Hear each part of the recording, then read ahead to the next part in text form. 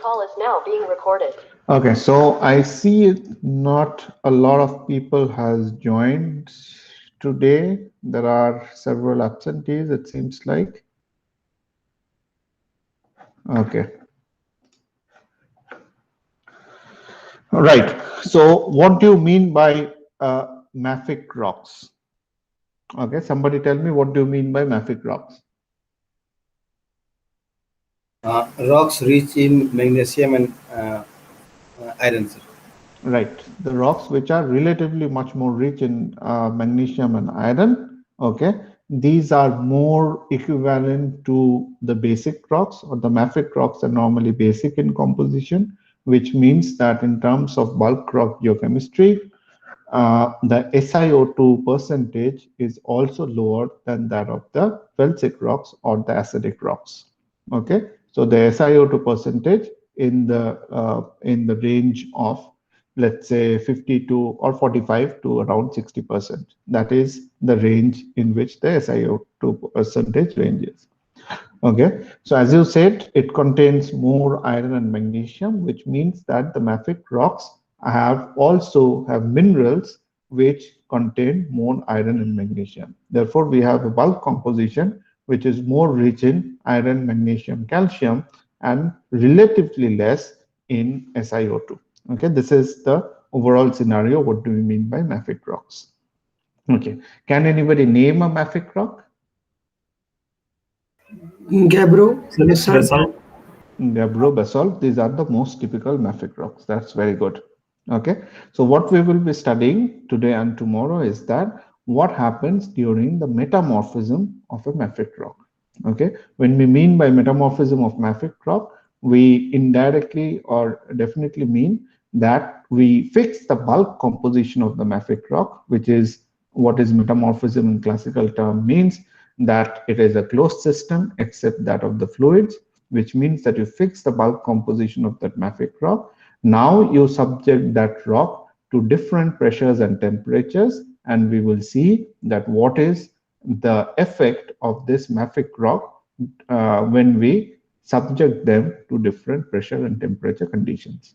Okay, what we normally do is that we will go through all the different phases which are indirectly or which are representative of different pressure temperature conditions in the PT space, and we will find out that what are the changes which are gradually happening as we slowly increase the pressure and temperature of a mafic rock, as well as what are the changes which are happening, changes in the terms of mineralogical changes, composition of the mineralogical changes, and always the textural changes. Okay, changes in these three aspects. One is compositional.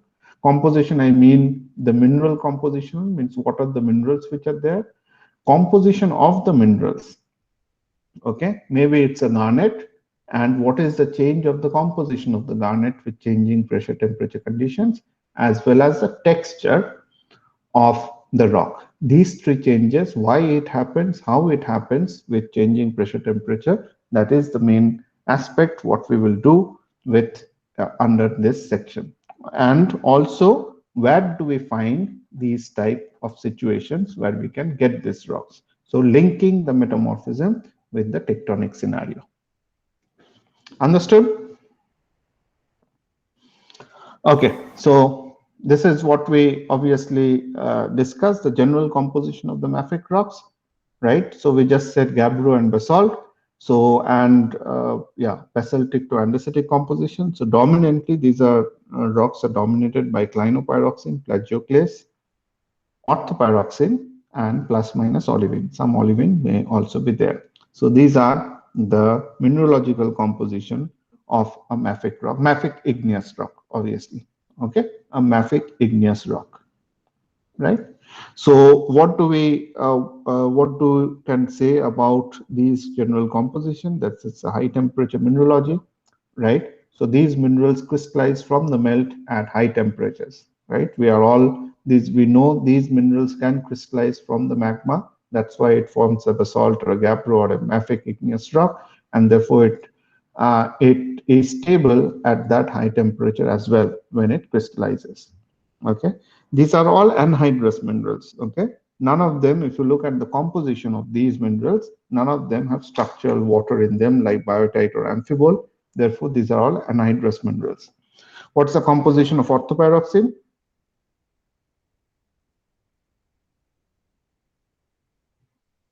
Sir, FeMg2Si2O6. Right. So FeMg2Si2O6. What is clinopyroxene? Let's say Nitya. What's clinopyroxene?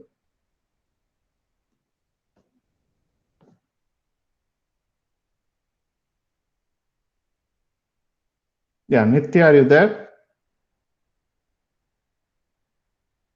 Yes, sir.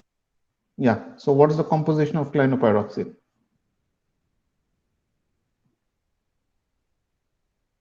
Yeah, you need to respond a bit quicker. CaMgFe2Si. Right. CaFeMgSi2O6. Right. What is plagioclase? Oh, Harshvardhan. What's plagioclase?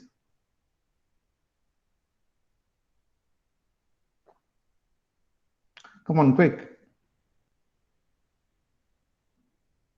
Harshvardhan. Yes, sir. Yeah. Sir, sodium, calcium, and Tell me the Si4OH. formula. What are the two different end members of plagioclase? Sir, anorthite and Quickly. albite. Okay. What is the year of albite? What is the chemical formula of anorthite, let's say? Sir, sir, albite has NaAlSi3OH, And anorthite?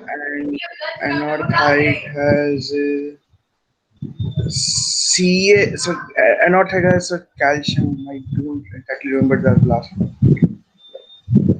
It has CaAlSi3OH, something like that. Okay. Olivine?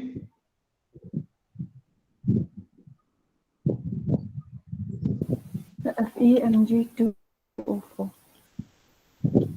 Right. So if you look at these compositions, these are all iron magnesium bearing minerals. There's calcium as well, and there's some silica. Okay. None of them have structural water, which means that these are all anhydrous minerals. Okay. The solidus temperature is pretty high. You have seen it from let's say for clinopyroxene, plagioclase, as well as for orthopyroxene. We have seen it from the phase diagram.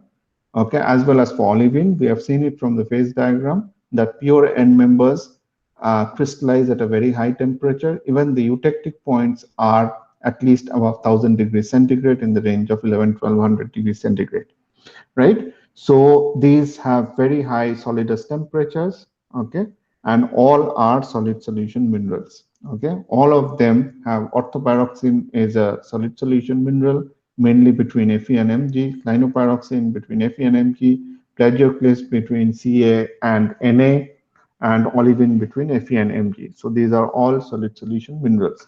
So this is the general characteristics of the mafic rock, which we will subject to different pressure temperature conditions and see what is the effect of metamorphism on them. Okay, so the first question is under what conditions these minerals decompose. Okay, because these have crystallized only at very high temperatures. Okay, if you just increase the temperature, nothing will happen to these minerals because these are stable from around 1200 1300 degrees centigrade, and they are high temperature mineralogy.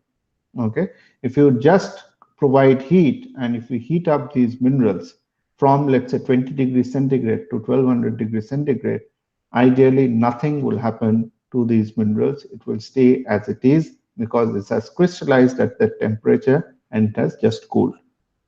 Okay, so the initiation of metamorphism of the original mafic rocks is always starts with hydration. Only the rocks which gets hydrated, okay, and it initially gets decomposed without changing much mineralogy or the bulk chemical composition of the rock, that is the initiation of the metamorphism of mafic rocks. Okay, so it needs to be hydrated and decomposed where it forms other minerals which are stable at much lower temperatures. Only then it is the initiation of the metamorphism.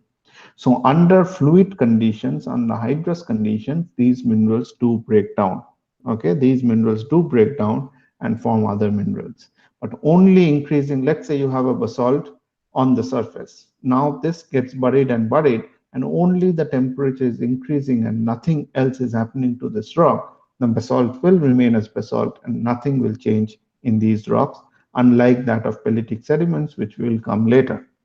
Okay, so the initiation of metamorphism of the mafic rocks always starts with hydration, which decomposes these minerals to other minerals. Okay, if water is unavailable, mafic rocks will remain largely unaffected even as associated sediments are completely re-equilibrated. Coarse-grained intrusives are the least permeable and it is likely to resist any metamorphic changes. Now, if the rocks are very less permeable, I guess you understand the term permeable, right? Yes, sir. Okay, so coarse-grained igneous rocks which are very less permeable, okay, the likelihood of water permeating through these rocks is also very less, and therefore they also resist metamorphic changes. On the other hand, fine-grained rocks are the most or relatively more susceptible, where the water can seep through or move through the grain boundaries of the different minerals and in therefore can decompose these high temperature mineralogy to certain other minerals, which is practically the initiation of metamorphism of mafic rocks.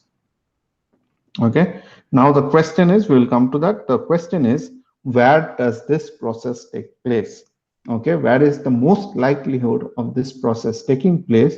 Where there is a lot of mafic rocks which is in constant contact with fluids or water which are fine grained, and the largest and chance of getting altered or decomposed due to the presence or due to hydration. Where do we find such a situation? That's the first question we need to understand the metamorphism of mafic rocks. Okay.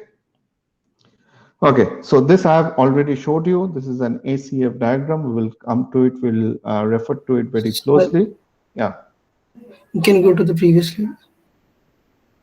Sir, what did you commented about solidus temperature? Can you please come again, sorry? Solidus temperature is very high. What does it mean by the solidus temperature when these minerals crystallize?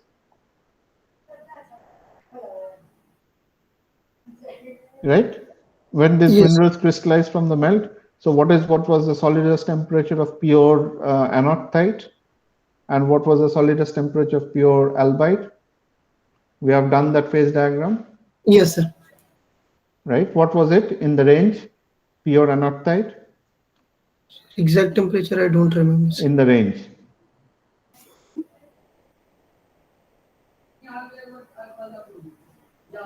Was it 500 degrees? Sir, I don't remember. I don't remember. I think it was 1553, right? Anybody? Yes, sir. Yes, Yes. sir. Yes, sir. So 1553, and even for pure albite, was it 1372, right? Yes, sir. Yes, sir. Right. So you see that even pure albite and pure anorthite, and any temperature of the solid solution was higher than 1372. So a plagioclase, okay, even if it is a pure albite, is stable till 1372 degrees centigrade if it is only subjected to temperature. Nothing will happen to the plagioclase till 1372. But we have seen in our PT diagram or the phase diagram that the major realm of metamorphism is in the range of, let's say, 900, 1000 degrees centigrade. That's the maximum. After that, the rock more or less starts melting. Okay, so that's the point, that unless the mafic rocks, which are igneous rocks and are consistive of hydrous, anhydrous mineralogy, which has crystallized from the magma at very high temperatures, unless they are hydrated and forms a different mineral, they will not change or not metamorphose when subjected to temperature or increasing temperature. Okay, so in that case, what I asked is that what is the most likely place you can think of where there is a lot of mafic igneous rock, which is fine grained, and at the same time, it is constantly in touch with water, meaning that the chances of hydration is very high. Sir, the reason of subduction? Ocean floor, sir. Ocean floor. Ocean floor. Yeah. See, who said region of subduction? I said. Yeah, Ankit. So see, even before reaching the region of subduction, as soon as the basalts are created at the mid-oceanic ridge, it is constantly in contact with water. Yes, sir. Okay, over the next, let's say, 100 million years before it reaches the subduction zone. Yes, sir. So basically, the ocean floor. Okay, so the Okay. ocean floor is one place where it is obvious that these basalts, and there is a lot of basalt, it's only basalt, the ocean floor, and it is in constant in contact with water, meaning that the chances of hydration of these rocks are very, very high, and majority of these ocean floor basalts are hydrated. Okay, and therefore, this is basically the initiation of metamorphism of a mafic rock. Okay, so let us get to a little bit of the composition. This is an ACF diagram. We will get to it much more. But as I said, what do you mean by A and what do you mean by C and F? Okay. Uh, yeah, A is Al2O3 minus Na2 plus K2O. I'll tell you one day why we take it like this. Okay, but let us assume it for the moment. C is CaO. F end of this triangle is FuO plus MgO plus MnO. Now, if you plot these compositions of the mafic rock in this ACF triangular diagram, the meta basics of the mafic rocks, okay, nearly or majority of it fall in this region.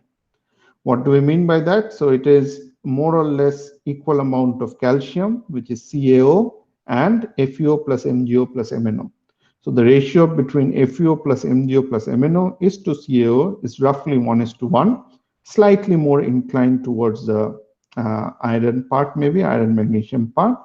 And it has contained some aluminium, but it is not aluminium rich. Okay, not aluminium as rich as that of the peletic sediments. Okay, as the sediment. So this is where the majority of the composition of the mafic rock lies. Okay, keep this in mind because this will be important as we will move forward. Okay, so where on Earth mafic rocks are found? This I just said, ocean floor, volcanic arcs, obviously. Type of metamorphism, ocean floor, we do see boreal metamorphism at the beginning, this I showed you. And this is followed by orogenic metamorphism when this oceanic plate or oceanic crust or ocean floor reaches the subduction zone. Okay, it never happens, as you are aware of some tectonics, I guess, from your third year courses and from geodynamics maybe. It never happens that the oceanic floor does not go to subduction. Okay, all oceanic floors, whatever has been created throughout the geological history, ultimately ends up in a subduction zone. This is what has been for so long. That's the premise of the plate tectonics.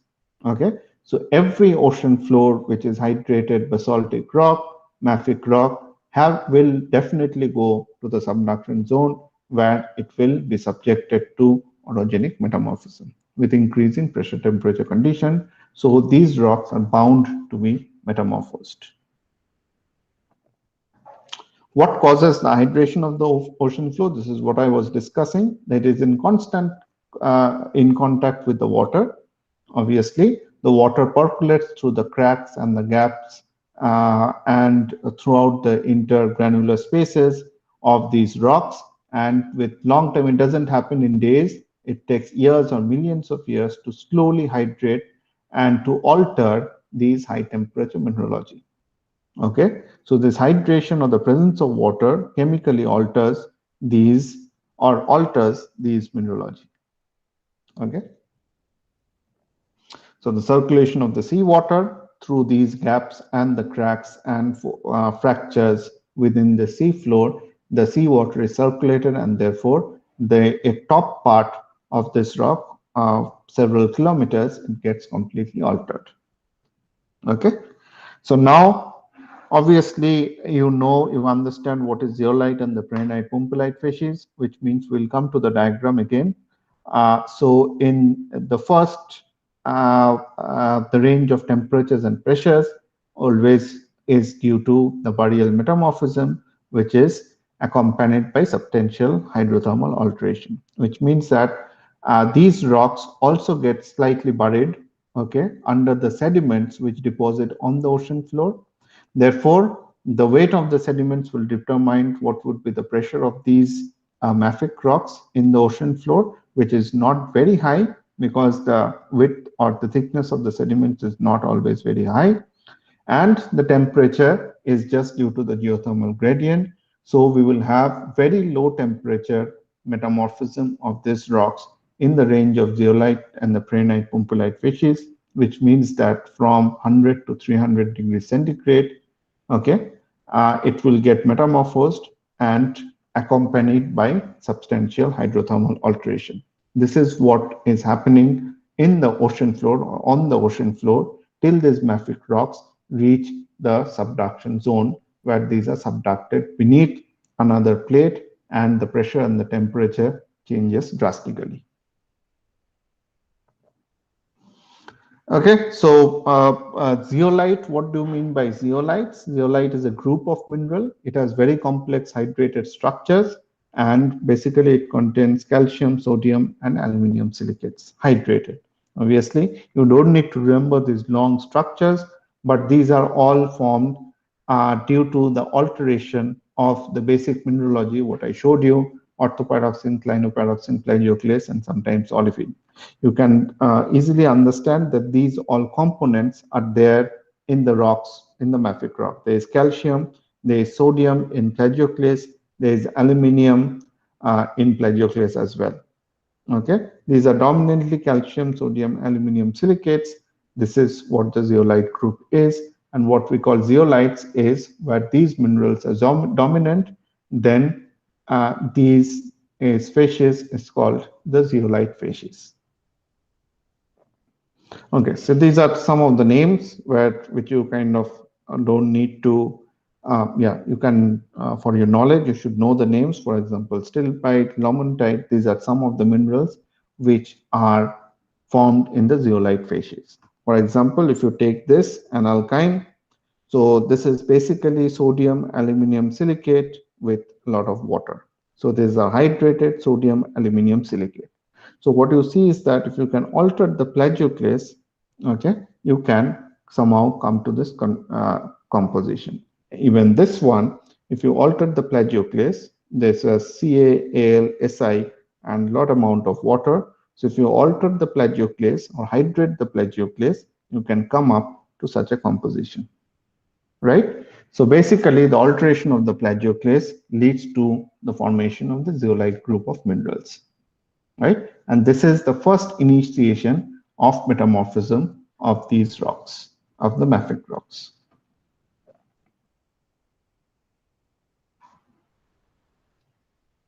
Okay, any questions so far?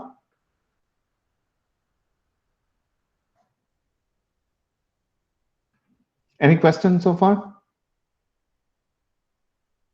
Sir, in this kind of alteration, the ball composition will change or not? No. As you see, so the metamorphism, what we see is that what is defined by metamorphism is that the bulk composition does not change, only there can be means entry and exit of fluids, which is mostly dominated by water and carbon dioxide. That is the ideal situation for metamorphism.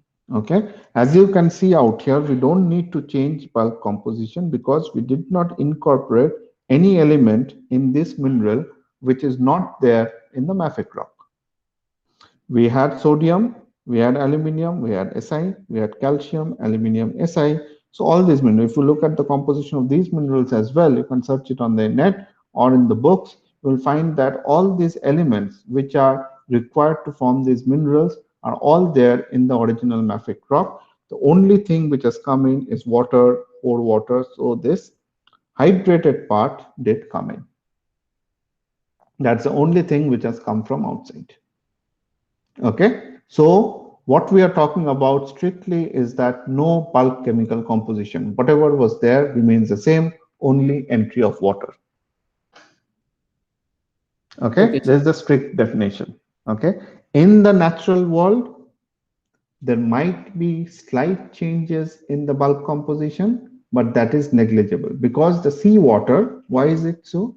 We are talking about seawater, and seawater contains some amounts of sodium, calcium, and magnesium, but these are very less. So sometimes there are very slight exchanges, but this is nominal compared to the bulk composition of the rock. But what we are, in theory, what we are talking about is that no change in bulk composition. Whatever was there in the original rock of the mafic rock remains the same. Okay. Yes, sir. Okay. So this is now where we stand. Okay. So this is the ocean floor which was created, which was completely ocean floor which was created, which was completely of basalt. Okay, all for the, let's say, the 100 million years where it was not subducted. It was of a situation like this, where the top part obviously is number one, which is of the zeolite fishes. As you can understand, if you move a little bit downward, then you have number two, which is the prehnite pumpelite fishes. So this is where it is. So the first up and down is practically the conditions of the zeolite and the prehnite pumpelite due to just burial metamorphism. Okay, due to just burial metamorphism, this is what we have. Now the situation changes as we approach the convergent boundary. Okay, this entire thing, convergent boundary, this entire thing, which is a basaltic rock, is now getting subducted, which means that the pressure of temperature is rising. This is one thing, that this entire mafic rock is getting subducted. And another thing which is happening is that this is the volcanic front, right, which is an arc, which is forming this magma, or forming due to the melting of this mantle out here, mantle wedge, and the magma which is forming are also basaltic magma. Okay, now these basaltic magma are coming and obviously emplacing in this region.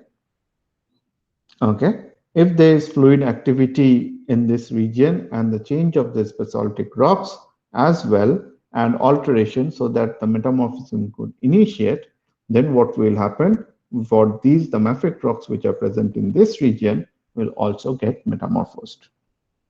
Okay, and these are the pressure temperature conditions of metamorphism representing different phases. Okay, normally there are sediments out here, there's a lot of sediments, and the sediments will definitely get metamorphosed, but this igneous rocks out here, if it gets altered due to fluid activity, will also get metamorphosed. But there is also a high chance that even in these, for example 7, in the amphibolite on the granulite facies condition, okay, the igneous rocks are emplaced and there is not much fluid activity, the igneous rocks remains its composition and texture. Texture might change a bit, but remains its composition. The original mineralogy remains as it is. But that is not the case for the subducting plate, which has been largely hydrated due to the burial metamorphism throughout the ocean floor. Okay, any questions in understanding that?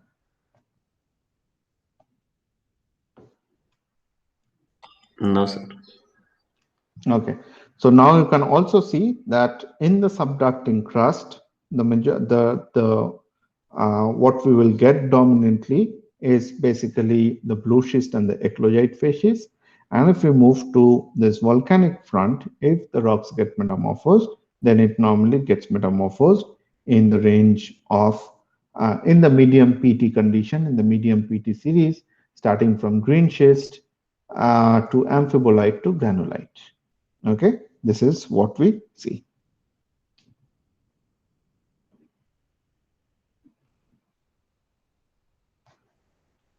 Okay, so I will not spend time on this one. This I've already showed you that this is the basalt at the mid-oceanic ridge or on the ocean floor, and this becomes hydrated. This is more near the mid-oceanic ridge. That's why you see the structure preserved much more nicely out here. But this is the original rock that we are talking about. This is a typical mafic rock, and this gets altered and metamorphosed at the subduction zone. And that is what we will see, that how with pressure temperature conditions of these rocks, how different rocks and minerals do form. Okay, so I'll just move forward with it. You can have a look. I've showed the same thing in the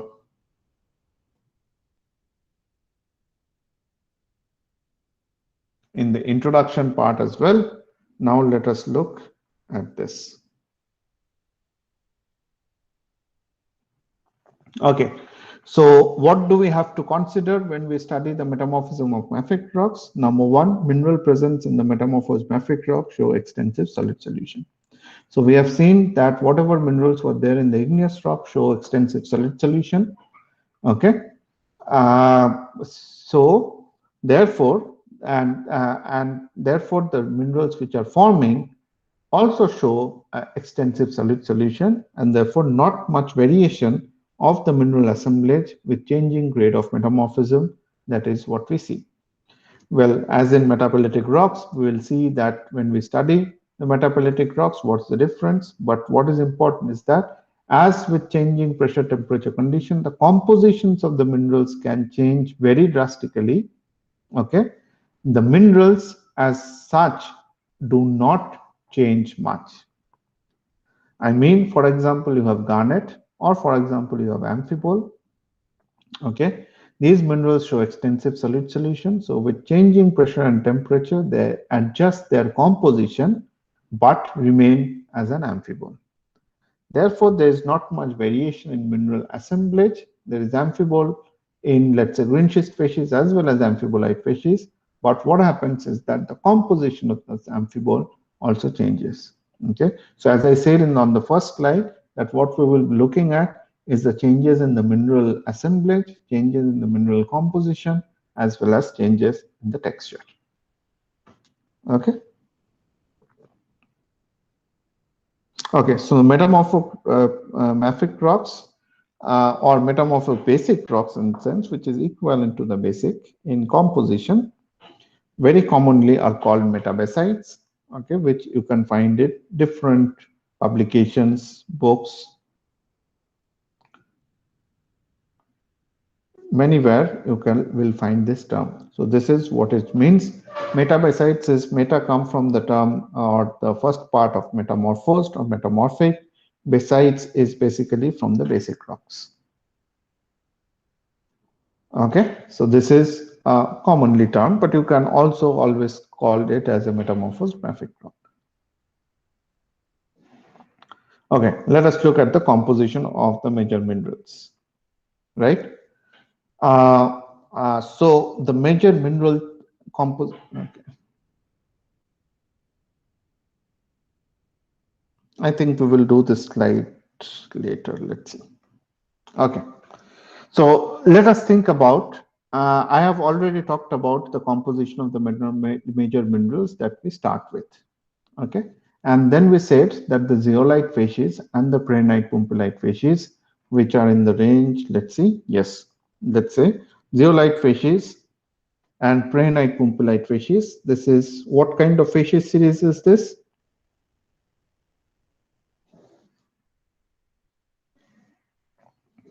What kind of facies series when we were talking about facies series? Low PT. Low medium. PT, right? So you see that zeolite and the prehnite pumpelite facies roughly ends at 300 degrees centigrade, okay, 100 to 300 degrees centigrade, and a pressure of let's say 0.5 maximum 0.5 GPa, which is 5 kilobar, right? But if you take the typical continental geotherm, or if you take the typical 30 degrees centigrade geotherm as well, then the average pressures what we see is 0.2 kilobar. Okay, 0.2 kilobar is in the range of 1 kilobar is basically 3 kilometers, let's say, right? 2 kilobars is in the range of 6 to 7 kilometers. So that's the maximum depth till which you will find zeolite and the prehnite pumpelite fishes if you go through the typical continental geotherm or 30 degrees centigrade, and even shallower if we take the oceanic geotherm. Okay, so till the depth of 3, 4, 5 kilometers maximum, you will get zeolite to prehnite pumpelite fishes. Okay, therefore, as you can understand, in the oceanic crust, we normally get what we get is zeolite and the prehnite pumpelite fishes. Okay, now as I said, what is zeolite? Zeolites are minerals.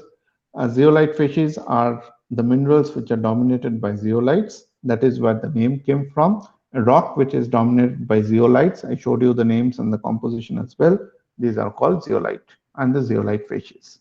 And these converts to a mineral called prehnite and pumpelite, which are the dominant minerals in that range from 100 to 300 degrees or 200 to 300 degrees centigrade. And from these names of these minerals, the species got its name, which is prehnite and pumpelite, because the rocks become dominant in these minerals, which are called prehnite and pumpelite. Okay, so the appearance of prehnite and pumpelite marks the onset of the prehnite pumpelite species around 200 degrees centigrade. So as the temperature increases from 100 to 200 degrees centigrade, the minerals which are in the zeolite group start changing composition and they form the prehnite and pumpelite, marking the onset of the prehnite pumpelite species. So when do we say we have reached the conditions of the prehnite pumpelite species in a mafic rock? When these minerals appear in the mafic rock. Okay, so what kind of mineral assemblage do we see? We obviously see prehnite and pumpelite along with some chlorite, obviously albite, and some amount of quartz which may be there. Okay, the quartz which was the original quartz which was present in these rocks. So new minerals coming in are prehnite and pumpelite. These are the dominant minerals which are there in this rock and the prehnite pumpelite fishes. Okay, if you look at the composition, okay, these are the pictures of the prehnite and the pumpelite. As you can see, these are very nice looking minerals, right? Green in color forms in these rocks. These are also green in color. These are some of the minerals of prehnite and pumpelite. Okay, if you look at the composition, what is important? If you look at the composition of these minerals, you see that these are calcium, aluminium, and silica. And if you look at pumpelite, these are calcium, iron, magnesium, and aluminium, silica. So these are basically the dominant minerals in the original composition of the rock. And more important, these are all very hydrated minerals. Okay, so these are all pretty hydrated minerals. So prehnite and pumpelite, these are very hydrated minerals with complex formulas, but containing all the cations or all the elements which are there or dominated by these elements which are there in the original rock. Okay, along with it, if you look at quartz, it is also an iron, magnesium, aluminium bearing mineral which is also hydrated. So we have three hydrated minerals. Then we have albite, okay, which is sodium rich, and also we have quartz, which is a CO2 rich. See, all these minerals can be defined by the compositions of the minerals that we started with: orthopyroxene, clinopyroxene, plagioclase, plus minus olivine. Okay, any questions?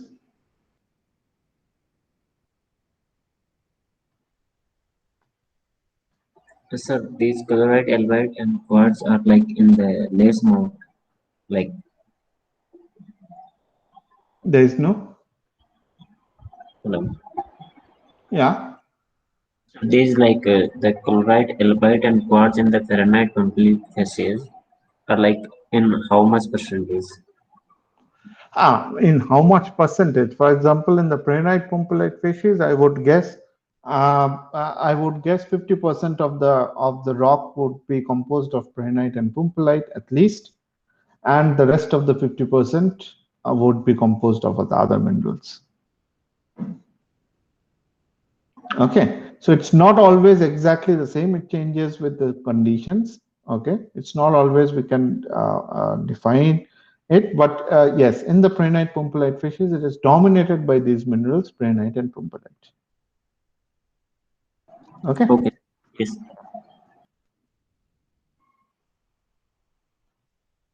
Okay. Now we are away from this till this point, prehnite pumpelite. We are on the sea floor. Okay, these minerals can appear on the sea floor by muddial metamorphism. Now we come out of that, basically onset of the green schist species, and we are trying to get more into the along the, let's say, the continental geotherm or 30 degrees centigrade per geotherm. If we move along this, so our next target is to move along this geotherm and to see how the mineral assemblages changes. So we will first discuss green schist, amphibolite, and then granulite. Okay, and lastly, we will talk about such a geotherm where we will hit the blue schist and the eclogite. Okay, so this is how we will discuss that if we move through a typical 30 degrees centigrade per kilometer geotherm of this mafic rocks, how will the mineralogy composition and the texture of this rock will change with time. So we are done with sorry.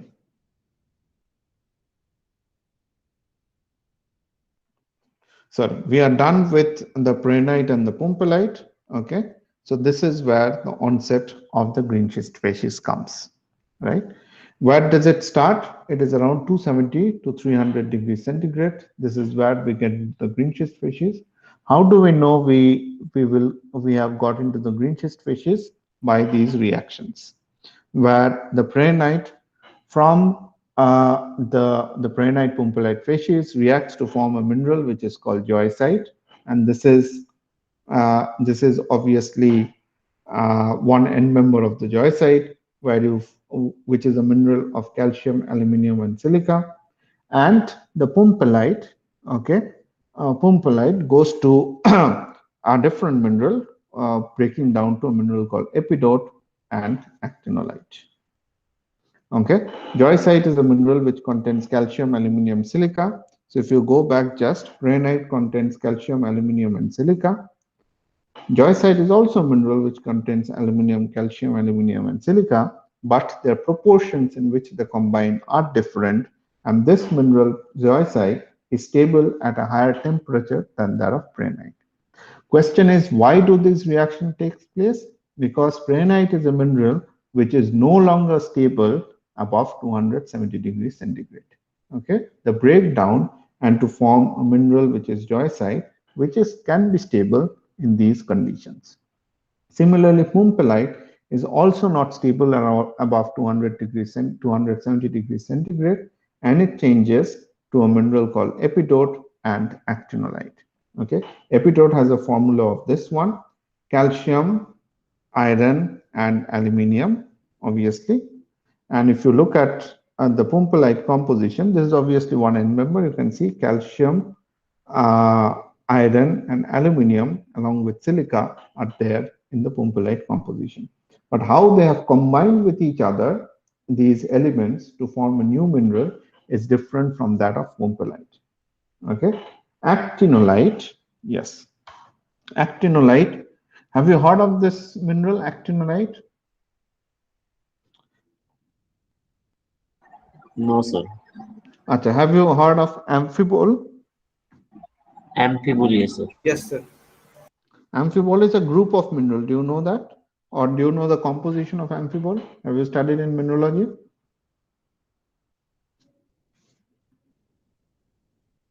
Yes, yes, sir. Okay. Can you name any end member of amphibole? Amphibole is a group of mineral. So the hornblende. Yes, hornblende is definitely an amphibole, but it's not an end member. That's but hornblende is an amphibole. Very good. Okay. Similarly, let's put it that way. Hornblende is also an amphibole. Okay. Actinolite is also an amphibole. What is the formula of actinolite? Okay, so this is not amphibole. Actinolite is basically Ca2 FeMg5 Si8 O22 OH2. Means it is also a hydrous mineral, right, where the water is then in its structures, and it contains calcium, iron, magnesium, and silica. This is the composition of actinolite. So you see that the pumpelite actually breaks down to two minerals containing very similar compositions, but they have they have combined in different ratios.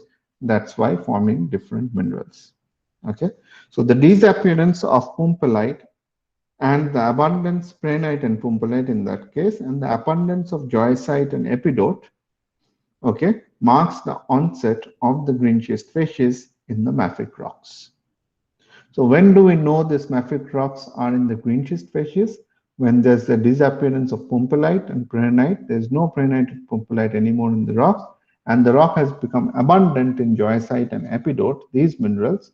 This marks the onset that we are into the green schist facies condition. The temperature as rock has reached above 200 degrees centigrade, and we are in the lower part of the green schist facies. As you can also see that green schist is a large temperature range from 300 to 500 degrees centigrade.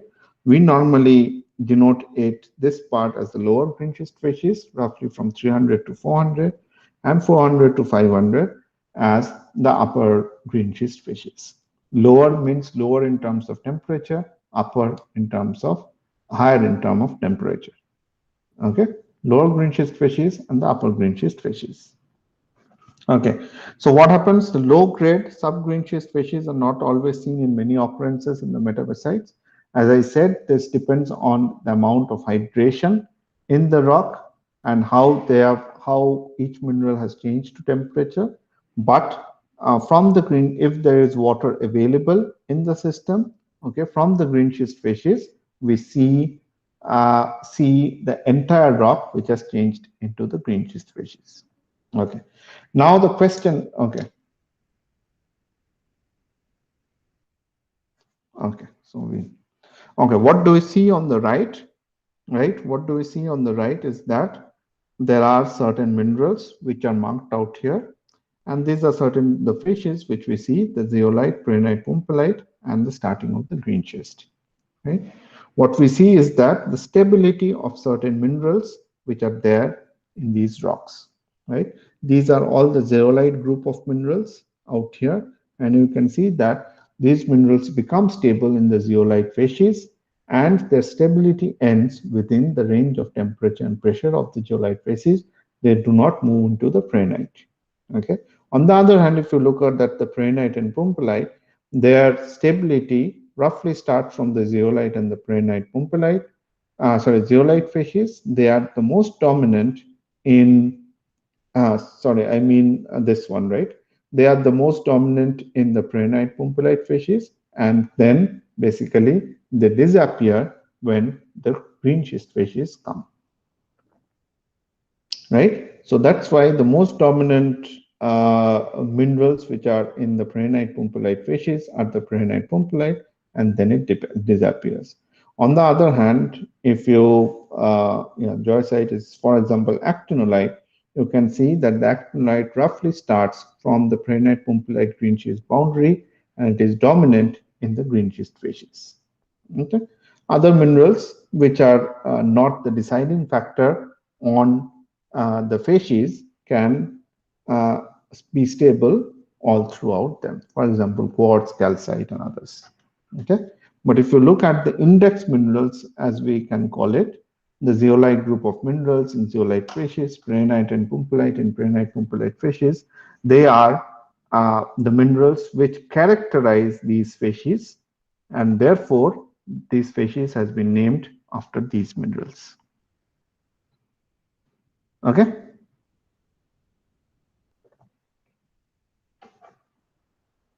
Sir, can you go back one slide?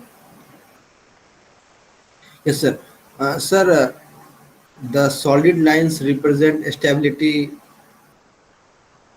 Yes.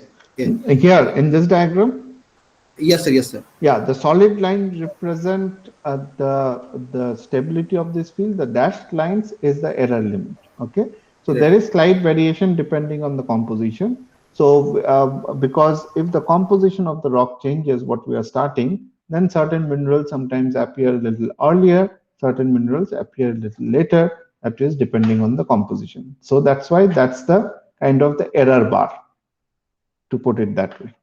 Yes, sir. Sir, so the by stability, do we mean that they are not metamorphosed in that metamorphic grid range? No, they are metamorphosed, but the metamorphic rocks, metamorphic minerals are also have certain stability, right? That's why we see change in the mineral assemblage. Okay, Yes. that structure of the mineral is stable under that pressure and temperature conditions. If you increase the pressure and the temperature, the stability changes. For example, the same as we seen in, for example, sillimanite, kyanite, and andalusite. Right. Yes, sir. So these are not stable. These are stable under certain conditions, and they change to, in this case, a polymorph for sillimanite and andalusite Yes, if sir. the PT condition changes. Now, in these, the minerals, they react to form another mineral because they are no longer stable under the changing pressure and temperature condition. Yes, sir. So, Okay. sir, actinolite is not stable in zeolite or not much in pihenite pumpelite zone, sir. But by looking at this figure, I am saying that, sir. Yeah, actinolite is, what did you say? Just Actinolite is not stable in zeolite zone. no. It's become stable from the green schist species, Yes, sir. That's what okay, I'm saying, sir. when only pumpelite starts breaking. Yes, sir. So pumpelite starts reacting to form these minerals. So from the point onwards, when pumpelite starts breaking down, then actinolite appears. Okay, sir. Okay. So we will see certain overlaps, okay, as you have seen in this diagram. We will, as we move forward, we will see certain overlaps as well. But some of the index minerals actually define the boundary between the different species. For example, out here, the pumpelite, the stability of the pumpelite drastically changes at the end of the prehnite pumpelite species, or in the other words, it has been marked or decided in such way that the end or the disappearance of pumpelite marks the end of the prehnite pumpelite species. Okay. Okay, let's keep it to that for today. Yeah, thank you very much. If you have questions, you can ask me. If you have another class, you may leave. We will see you tomorrow at 9 a.m. for the class test.